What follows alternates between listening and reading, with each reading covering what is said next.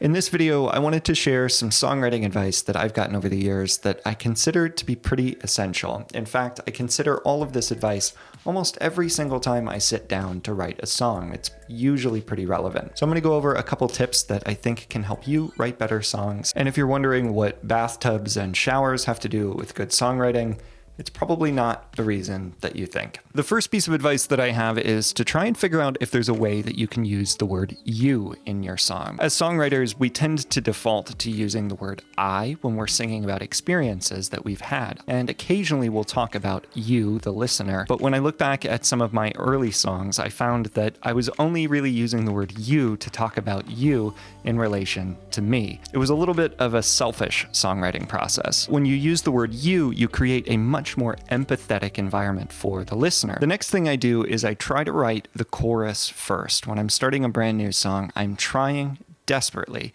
to finish a chorus, because as soon as I finish the chorus, I know what the song is about. So whether I'm writing alone or I'm in a songwriting session with 2 or 3 other songwriters, I usually try to encourage myself or the group to write the chorus first. Because as soon as we're able to get a chorus, we know what the song is about. We know what the emotional payoff is when we make it to that point. And from there, filling in the blanks and filling in the details of the verses and pre-choruses is usually a lot easier. I think pretty famously, Dave Grohl from the Foo Fighters always says, "Don't bore us, get to the chorus." So it's chorus, chorus, pre-chorus, chorus, verse, kind of. Chorus, pre-chorus, chorus, chorus, chorus, finale, chorus. Or that the Foo Fighters are all chorus all the time. They really lean into writing songs that emphasize catchy part after catchy part. So I think if you go into writing a song with the mindset that you need to finish the chorus first, you're going to end up with a more impactful song because you are focusing all of your energy early in the session into finishing the emotional payoff. Next is to try and finish every song that you start in the same session that you sat down to write it.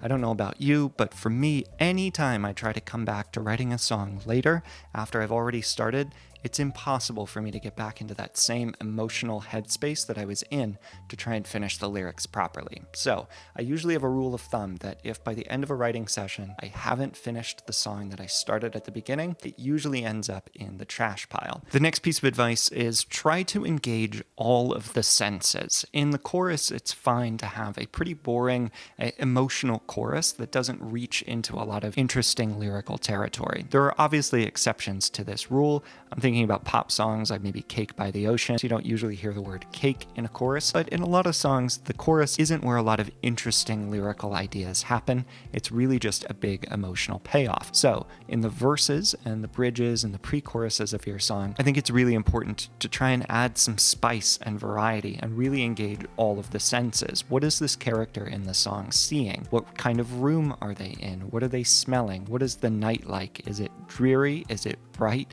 Is it energetic? Help to paint a physical, real-world picture of where the character of this song is right now. One piece of advice that I wish I had gotten a little bit earlier is that my best song is still in front of me. I think when I first started writing songs, I would get so excited about an idea that I had just come up with, a new melody, a new lyric, and I'd be like, this is by far the best thing I have ever written. And then every song that I would write after that for weeks or months at a time would really bum me out because I'd be like, these songs that I'm writing now are nowhere near as good as that one song that I wrote that one time. It's just when I least expect it. Over the years, I'm always surprised that yet again, another song that I'm really proud of comes out of a writing session. I also think you shouldn't be afraid to throw things away. If you have been grinding on an idea for 10 minutes, 20 minutes, 30 minutes, and you just can't figure your way out of it, throw it away. Maybe it isn't the right thing for that part of the song. Throw them away. You will have more good ideas, I promise. So my final tip to write better songs is to actually stop writing songs. Instead, come and try and take a shower or a bath or something